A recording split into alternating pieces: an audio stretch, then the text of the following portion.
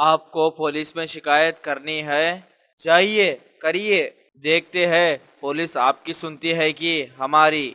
आप मुझे गुस्सा मत दिलाइए महेश जी, नहीं तो अच्छा नहीं होगा। महेश चौधरी को हारिका के ऊपर इतना गुस्सा जाता है कि वो अपने आदमियों को हारिका को मारने का आदेश दे देता है। सुनो सब, मुझे ये औरत जिंदा नहीं दिखना चाहिए।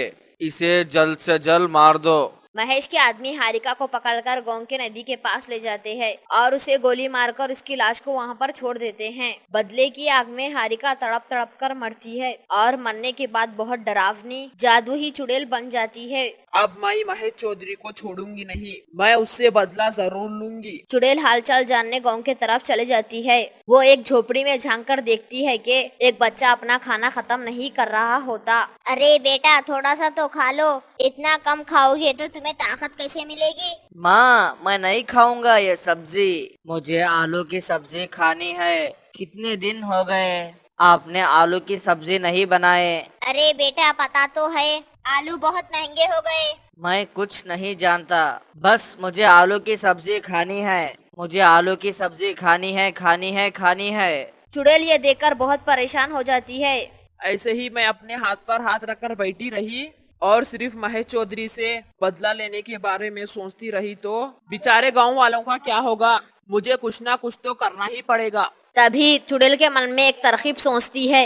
एक काम करती हूँ, मैं इन गांव वालों से एक आलू मांगती हूँ और इन जादू ही शक्ति से इन गांव वालों को एक आलू के बदले ढेर सारे आलू दे दूंगी। चुड़ैल रात को सबके घर जाने का सोचती है। आलू दे दो, मुझे आलू चाहिए, आलू दे दो। एक औरत दरवाजा खोलती है। चुड़ैल को देखकर जोर जोर से चिल्लाने लगती है। आ, चुड़ैल, चुड़ैल, चुड़ैल, चुड़ैल, भागो भागो भागो, सभी गांव वाले बाहर आओ, ये हम सबको मार देगी, सब बाहर आओ।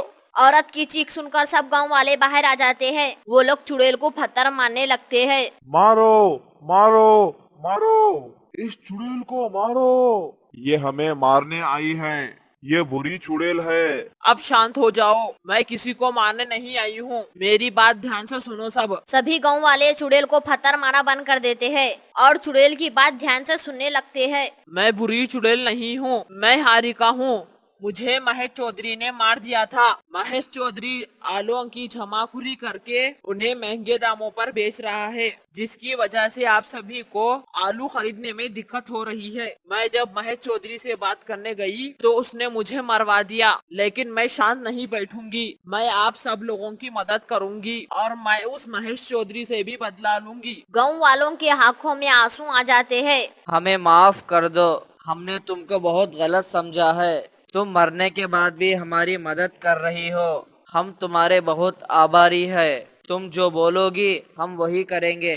और आप लोग मेरी बात ध्यान से सुनो, मैं अब से हर रात को एक आलू मांगने आऊंगी और अपनी जादू ही शक्तियों से उसे एक आलू से ढेर सारे आलू बना दूंगी। और ये काम सिर्फ रात को हो सकता है, क्योंकि मेरे ही जादू ही शक्तियाँ सिर्फ रात को ही काम करती है। चुड़ैल हर रात को गांव वालों से एक एक आलू मांगने आती है और उन्हें एक आलू के बदले ढेर सारे आलू दे जाती है। चुड़ैल की जादू ही शक्तियों की वजह से चुड़ैल के आलू में ज्यादा ताकत थी, जिससे जो भी उस आलू को खाता था उसकी सेहत अच्छी हो जाती थी। गाँव वालों की दिक्कत तो मैंने ठीक कर दी, अब बारी है उस महेश चौधरी से बदला लेने की। चुड़ैल रात को महेश चौधरी के घर जाती है। महेश चौधरी उस वक्त आराम से सो रहा होता है। कितने आराम से सो रहा है ये दुष्ट, अब इसकी नींद गायब करती हूँ। चुड़ैल जादू से महेश चौधरी के सारे जमा किए आलूओं को अपनी जादू ही शक्ति से पत्थर बना देती है और उन्हें महेश चौधरी के ऊपर फेंकने लगती है। अरे अरे, मुझ पे ये पत्थर कौन फेंक रहा है? रोको रोको रोको इसे। महेश उठकर देखता है तो उसे पता चलता है कि उसके ऊपर पत्थर चुड़ैल फेंक रही है। महेश उसे देखकर बहुत डर जाता है। महेश उठकर देखता है तो उसे पता चलता है कि उसके ऊपर पत्थर चुड़ैल फेंक रही है। महेश उसे देखकर बहुत डर जाता है। अरे चुड़ैल, चुड़ैल, मुझे बचाओ, मुझे बचाओ। तुमने आलूओं की जमाखोरी करके अच्छा नहीं किया। मैं तुम्हारा पीछा तभी छोड़ूंगी तुम पुलिस में जाकर खुद अपना गुनाह कबूल करोगे। मैं वादा करता हूँ, मैं कल सुबह जाके पुलिस के सामने अपना गुनाह कबूल करूँगा। मुझे माफ कर दो, मुझे माफ कर दो। अगले दिन महेश पुलिस में जाकर अपना गुनाह कबूल करता है और जेल में बंद हो जाता है और आलू के दाम पहले जैसे ही हो जाते हैं। सब कुछ सही होने के बाद चुड़ैल भी मुक्त हो जाती है और गायब हो जाती है।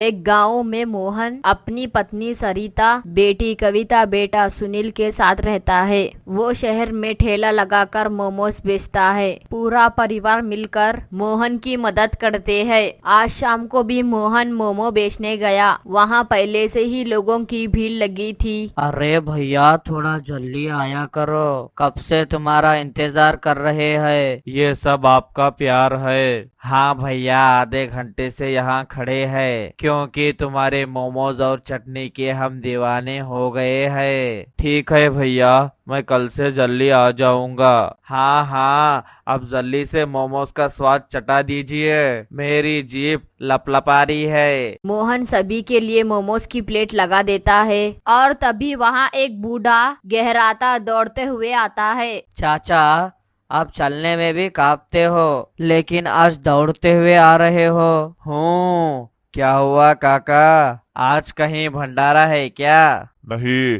भंडारा नहीं है, लेकिन सब कुछ ठीक नहीं हुआ तो यहाँ एक बड़ी समस्या हो जाएगी। हाँ, सब मरेंगे, सब मरेंगे, कोई नहीं बचेगा, सब मर जाएंगे। मीना ऐसे कहते हुए वहाँ से आगे बढ़ गई। सभी लोग हैरान रह गए, किसी को कुछ समझ नहीं आया। लगता है बेचारे का बुढ़ापे में दिमाग खराब हो गया है। हाँ, तभी ऐसी ऐसी बातें कर रही है। तब तक मोहन के ठेले पर दूसरे लोग भी मोमोज खाने आ गए। मोहन मोमोज की प्लेट लगाकर उसको दे ही रहा था कि तभी उसकी प्लेट से मोमोज गायब हो गए। ये देखकर मोहन को बहुत हैरानी हुई। सभी के होश उड़ गए। हाँ?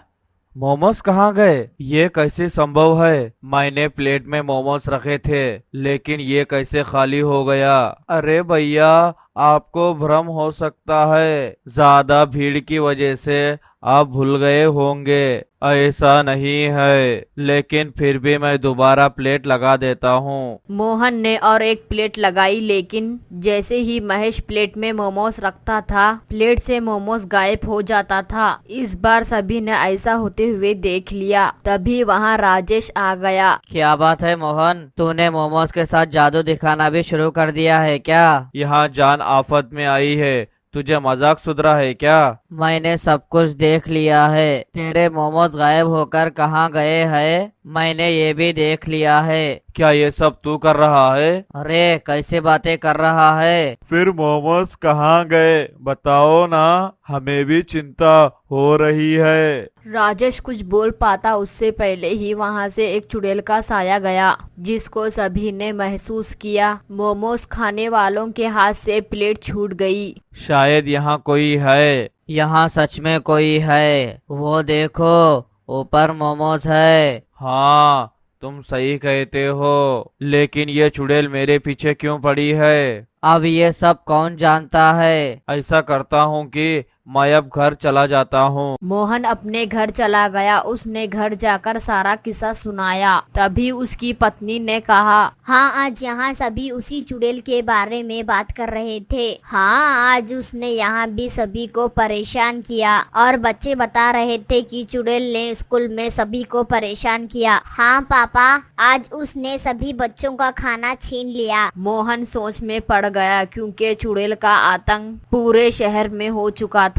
सभी के जुबान पर चुड़ैल के चर्चे थे, लेकिन कोई कुछ कर भी नहीं सकता था। अगले दिन मोहन ने फिर से हिम्मत की और मोमोज बेचने चला गया, लेकिन उसने जाकर देखा पहले से ही वहाँ पर मोमोज का ठेला खड़ा है। मेरा नाम अनीता है और मैंने अब यहाँ अपना ठेला लगा लिया है। अरे, लेकिन यहाँ तो मैं ठेला लगाता हूँ। हाँ, लेकिन मैं यहाँ से नहीं जाऊंगी। नहीं, यहाँ से तुमको जाना होगा। तू जानता नहीं है कि मैं कौन हूँ। मैं तुझे जिंदा नहीं छोड़ूंगी। मोहन ने थोड़ी दूर पर अपना ठेला खड़ा कर लिया और अनीता भी आवाज लगाकर मोमोज बेचने लगी। आइए आइए, जल्दी से आइए, मोमोज खाइए। आपकी शहर में कुछ नया लेकर आई हूँ। सभी को मोमोज से रिझाने आई हूँ। मोमोज का नाम सुनकर वहाँ लोग आने लगे। सभी को कुछ नया लग रहा था, इसलिए वहाँ बहुत ज्यादा लोग आ रहे थे। ऐसे मोमोज जो एक बार खाएगा दीवाना हो जाएगा। तभी दुकान पर महेश आया। अरे वाह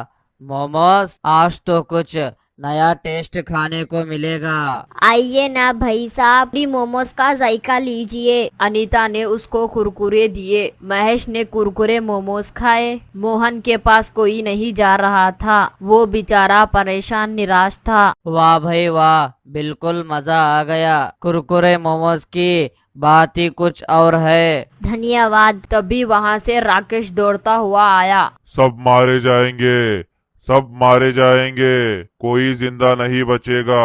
क्या हुआ काका, आपकी तबीयत ठीक है ना? आप कुछ भी बोलते रहते हो। मैं सही बोल रहा हूँ, यहाँ सब मारे जाएंगे। समय रहते ही सुधर जाओ। काका आप जाइए, यहाँ आपका कोई काम नहीं है। आप बेवजह ही अफवाह फैलाते हुए घूम रहे हो। मेरे अखवा को तुम एक दिन याद करोगे कि मैंने सबको सही सलाह दिया था। राकेश चुपचाप यहाँ से चले जाओ, वरना तुम्हें कुछ याद कर लेना चाहिए। मुझे सब कुछ याद है, मैं इसलिए बाकी सबको बता रहा हूँ। लेकिन याद रखना, ये तुम्हारा ठेला ज्यादा दिन नहीं चलेगा, मैं तुम्हें बता रहा हूँ। राकेश कुछ बताना चाहता था, लेकिन कोई भी उसकी बात ध्यान से नहीं सुनी। वो वहाँ से चले गया। मोहन बहुत परेशान हो गया। उसके पास कोई ग्राहक नहीं आ रहा था। अब मेरा काम कैसा चलेगा? ये ईश्वर, कम से कम मेरे पास कुछ ग्राहक ही भेज दो, ताकि मैं अपने बच्चों का पेट पाल सकूं। अगर आज के जैसा सभी दिन बीत गए तो मेरा काम कैसे चलेगा? मुझे कल भी इस चुड़ैल की वजह से काम छोड़कर जाना पड़ेगा। मोहन ने शाम तक इंतजार किया, लेकिन उसके पास कोई भी नहीं आया। निराश होकर वापस घर लौट गया। उसने सारी बात अपने परिवार को बताई। अब ऐसे निराश बैठने से काम नहीं चलेगा। तुमको कोई और काम देखना पड़ेगा। हाँ, पर मुझे मोमोज के अलावा कुछ बनाना भी नहीं आता है, इसीलिए मैं मोमोज ही बनाऊंगा। पापा, आप जगह बदल दीजिए। नहीं, वो महिला ही जगह बदलेगी। पापा तो वर्षों से वही है, फिर पापा क्यों जगह बदलेंगे? अरे तुम दोनों आपस में मत लड़ो। अगर हम जगह बदलेंगे तो छोटे नहीं हो जाएंगे। मोहन ने अगले दिन अलग सा ठेला लगाया। तभी सरिता दौड़ते हुए आई। सुनिए जी, अनद हो गया। क्या हुआ? सब ठीक है? नहीं, कुछ भी ठीक नहीं है। हमारा बेटा सुनील, क्या हुआ सुनील को? बोलो, क्या हुआ? कुछ तो बोलो। उसको चुड़ैल उठाकर ले गई। इतना सुनकर मोहन के पैर लड़खड़ा गए। वो जमीन पर गिर गया। तभी उसने देखा कि गांव वाले राकेश के साथ कहीं भागे जा रहे थे। इन सभी के बच्चों को भी उस चुड़ैल ने उठा लिया है और वो उन्हें जंगल में लेकर चले गई है। इतना सुनकर मोहन भी उनके पीछे पीछे भाग गया। अब सभी लोग बच्चों की चिंता में जंगल में दौड़े जा रहे थे। वो एक गुफा के पास जाकर रुके। जैसे ही सभी अंदर गए, देखा कि सभी बच्चे डरे सहमे पड़े हुए हैं। सभी लोगों के होश उड़ गए। वो अपने बच्चों के पास जाने के लिए जैसे ही आगे बढ़े, रुको, कोई अंदर नहीं आएगा, वरना तुम भी मारे जाओगे। मोमोज वाली चुड़ैल है? हाँ, मैं ही हूँ, मोमोस वाली चुड़ैल। मुझे बच्चों से नफरत है। मैं सभी को मार दूंगी। जो भी बच्चा मेरे पास मोमोस खाने आएगा, मैं उसे मार दूंगी। मैं तुम सबको भी मार दूंगी। तुमने सभी बच्चों को कैद क्यों किया है? दुश्मनी है, मेरी इन सभी बच्चों से दुश्मनी है। तुम यहाँ से चले जाओ, वरना मैं तुम्हें। इतना सुनकर चुड़ैल को बहुत गुस्सा आ गया। बाहर से बहुत सारी हवा आई। चुड़ैल रुक गई। तभी बाहर से राकेश आ गया। तू फिर आ गया? हाँ, और इस बार मैं तुझे पूरा खत्म करने आया हूँ। तुझसे नहीं हो पाएगा। हाँ, मैंने पिछली बार तुझे छोड़कर सबसे बड़ी गलती किया था, लेकिन मैं इस बार तुझे नहीं छोड़ूंगा। इस धरती पर उपन्यास धर्मानव मेरा दुश्मन है। क्यों?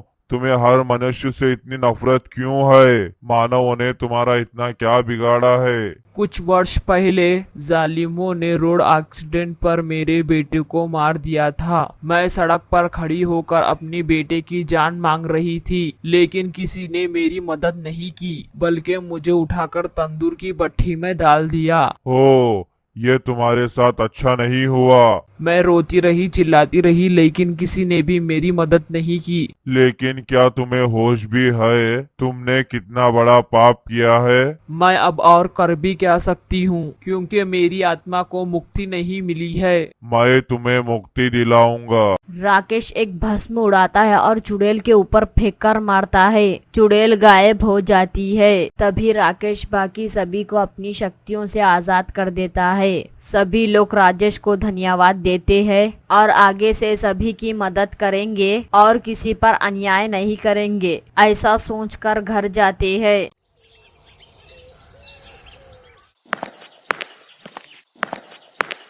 जी, आ गए आप। आज कोई काम मिला? नहीं अनीता, सारा दिन काम की तलाश में वहाँ यहाँ भटकते रहा, लेकिन कहाँ पर भी काम नहीं मिला। ए भगवान, अब क्या होगा जी। आज मकान मालिक आया था। वो अपने 4 महीने का बकाया किराया मांग रहा है। वो कह रहा था कि अब वो हमारी एक नहीं सुनेगा और अगर हमने कल सुबह तक उसका किराया नहीं दिया तो वो सब गांव वालों के सामने हमारा मुंह काला करके गले में जूते की माला पहनाएगा। हे राम, अब हम क्या करें? मेरी तो कुछ समझ में नहीं आ रहा। एक तो काम नहीं मिल रहा, ऊपर से 4 महीने का किराया देना है। कहाँ से लाऊंगा इतने पैसे मैं? और अगर हमने वो पैसे नहीं दिए तो वो लाला हमारी सबके सामने इज्जत उतारेगा। नहीं नहीं, इससे तो अच्छा होगा कि हम ये गांव छोड़कर ही चले जाए। हाँ, हमें आज रात ही गांव छोड़कर जाना होगा। इसके बाद सुनील 5 साल के बेटे को लेकर अनीता के साथ निकल पड़ता है। आधे रास्ते में पहुंचने के बाद बादलों की तेज घरघराहट होने लगती है, जिससे घबराकर मोहन जाग जाता है। बाबा, इतनी रात को हम इस जंगल से कहाँ जा रहे हैं? कुछ नहीं बेटा, तेरे इस गरीब बाप के कारण आज तुम दोनों को भी मुसीबत झेलनी पड़ रही है। आप ऐसा क्यों कहते हो जी? इसमें आपका क्या कसूर? वो इसी तरह बातें करते हुए जा रहे थे, तभी तेज बारिश होने लगती है। वो भागते हुए दूसरे गांव में पहुंच जाते हैं, लेकिन वहां भी उन्हें रहने का कोई ठिकाना नहीं मिलता। अब हम कहाँ रहेंगे जी? यहाँ तो कोई ठिकाना नहीं है। हमारे पास तो बिस्तर तक भी नहीं है। बाबा, मुझे बहुत ठंड लग रही है। वो देखो, मिल गया रहने का ठिकाना। वो दोनों सामने बनी छोटी सी गुफा में चले जाते हैं। आज रात हम यहीं सोएंगे। लेकिन हमारे पास कोई बिस्तर तो भी नहीं है जी। उसका भी कोई ना कोई इंतजाम हो जाएगा। उस गुफा के कुछ दूरी पर एक कुएं का ढेर होता है। सुनील उस कुएं के ढेर में से कुछ ढूंढता है, तभी उसे परनी में बढ़िया सी बोरी मिलती है। वो उस बोरी को लेकर आता है और वो उस गुफा के अंदर बिछा देता है। फिर तीनों बोरी बिस्तर के ऊपर सो जाते हैं। अगले दिन सवेरा होते ही सुनील काम ढूंढने चला जाता है, लेकिन उसे उस दिन भी कोई काम नहीं मिलता। उधर गुफा में भूखा प्यासा उसका बेटा और उसकी पत्नी राह देख रही होती है। कुछ देर बाद सुनील लौट आता है। बाबा आ गए? बाबा, मुझे बहुत तेज भूख लगी है। आप कुछ खाने को लाए क्या? हमने सुबह से कुछ नहीं खाया है और बहुत भूख भी लगी है। नहीं बेटा, कहीं पर भी कोई काम नहीं मिला। तुम ठहरो, अभी मैं तुम्हारे लिए कुछ खाने के लिए ले आता हूँ। सुनील खाना ढूंढने गांव के अंदर जाता है, जहां एक घर के बाहर बनी हुई गौशाला में गाय के लिए कुछ बासी रोटियां डाले हुई थी, लेकिन गाय उन रोटियों को ना खाकर और एक ही घास खा रही होती है। सुनील चुपके से उन रोटियों को उठा लेता है और गौ माता से कहता है, हे गौ माता, मुझे माफ कर देना। इन रोटियों की हमें बहुत जरूरत है। वो बासी रोटियां लेकर गुफा में आता है और उसके बेटे को खाने को देता है। बाबा, ये तो चबा ही नहीं जा रही, बहुत सख्त है। बेटा, बासी होने के कारण सख्त हो गए होंगे। ला, मेरे पास दे, मैं अभी इसे नरम बना देती हूँ। अनीता उन रोटियों को पानी में डुबाकर मोहन को खिलाती है। ऐसे ही दिन गुजर जाता है। रात को वो उस बोरी पर ठिठुरते हुए सो जाते हैं। अगले सुबह जब वो जागते हैं, फिर कुछ खाने की तलाश में वो पास में रखे कूड़ेदान में से खाना ढूंढने लगते हैं। वहाँ खड़े उस गांव की कुछ लोगों की नजर उन लोगों पर पड़ती है। वो उनका बोरी का बिस्तर और कूड़ी में रोटी ढूंढते हुए देखते हैं। उन गांव वालों को उन पर दया आ जाती है। वो सब इकट्ठा होकर उनके पास जाते हैं। उन सबको देख सुनील उनसे कहता है, माफी मांगते हैं, हम अचानक से बिना बताए इस गांव में आ गए हैं। दरअसल हमारे ऊपर इतनी दिक्कतें आ गई थी कि हमें अचानक से यहीं आना ही पड़ा। हमें माफ कर दीजिए, लेकिन हमारे पास कोई रास्ता नहीं बचा था। घबराओ नहीं, हम यहाँ तुम्हारी मदद के लिए आए हैं। आप सब हमारे साथ आइए, हम आपको खाना देंगे। उसके बाद गांव वाले उनको अपने घर ले जाते हैं। फिर सब मिलकर उनके रहने के लिए एक झोपड़ी बनाते हैं। साथ ही कुछ लोगों ने कंबल, बिस्तर, कुछ खाने पीने और ओढ़ने पहनने के लिए कपड़े देते हैं। आप सबका बहुत बहुत शुक्रिया। जब इस गांव में हम आए थे तो हम सब बहुत डर गए थे, लेकिन आप लोगों ने हमारी मदद करके ये साबित कर दिया कि अभी भी इस दुनिया में इंसानियत बाकी है। सचमुच आप सबका ये एहसान हमें कभी नहीं भूलेंगे। गांव का जमींदार उनसे कहता है, देखिए, मुझे अपने खेतों पे काम करने के लिए मजदूरों की आवश्यकता है। अगर तुम दोनों मियाँ बीवी चाहो तो मेरे खेतों में काम कर सकते हो। ये सुनकर दोनों पति पत्नी बहुत खुश हो जाते हैं। अब वो दोनों जमींदार के खेतों में काम करके अपनी रोजी रोटी चलाने लगते हैं और खुशी खुशी रहने लगते हैं।